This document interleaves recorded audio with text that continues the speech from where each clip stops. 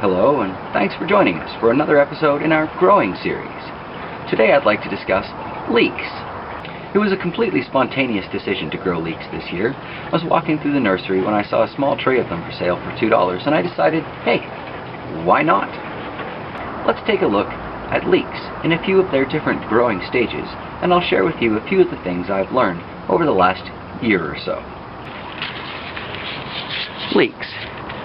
Leeks are a member of the onion family, and as such have very tiny seeds. I hope that focuses in on the camera for you so you can see. I'll just come around and give you a better angle on those. As you can see, those are incredibly small. Leek seeds are even more affordable than leek starts. I paid $1.69, and there were well over 100 seeds in this package. All the basic information you need to grow any given plant is usually found on the back of the seed packet, but videos like this are a great place to share just those extra few things you've learned along the way. Here we have some leeks that I started about a month ago. These little plant start trays are fantastic, and again cost about $2 at the nursery per tray. I think in total you can fit 72 of these individual planters into a single flat tray. Well worth the investment. You can see the roots have started to grow out the bottom, so it's definitely time for me to plant these on into a more permanent location. At this more immature stage, these leeks almost remind me of a young chive or even a green onion. But once again, that makes sense as they are members of the onion family.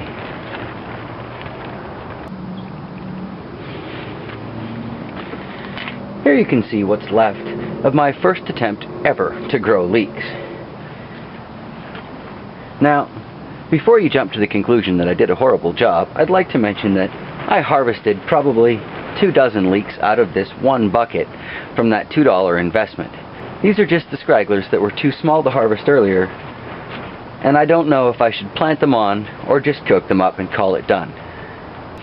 When I first looked into growing leeks, I was told you should transplant them so only the very tops of the greens are showing, but you should be very careful to do it gradually so they don't rot in the soil.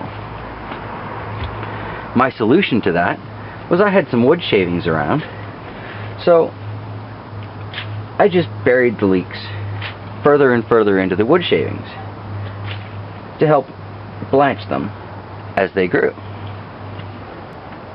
As you can see, the blanching effect worked very well. However, I may have deprived them of some essential nutrients by not using soil and using the wood shavings instead. One thing I have enjoyed about the wood shavings is that they wipe right off, and cleaning the leek for cooking is incredibly easy. One of the biggest mistakes I made this year growing leeks is that I forgot to check and make sure this bucket has adequate drainage. As it turned out, it has no drainage at all.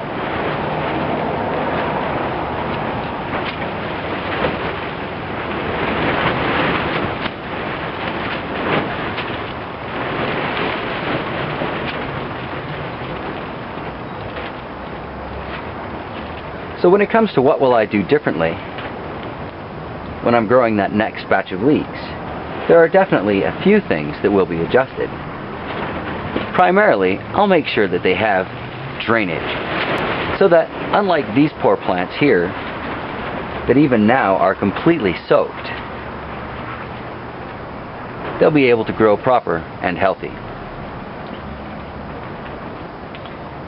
I think I'm going to clean these leeks up, and they'll be part of dinner tonight. Potato and leek and bacon soup. Delicious. As for all this wood shavings, since it is just wood shavings, I'm going to dump it into my compost and hope that it provides a little extra heat. While those leeks might not be as big as the ones you find in the grocery store, there's a certain comfort in knowing that no chemicals went near them in their entire lives. And to me, that somehow makes them taste just that little bit better. Well, thanks for watching this episode of Growing. If there's anything important that I'm definitely missing when it comes to growing leeks, please comment below and let me know so that I can take care of it for my next batch.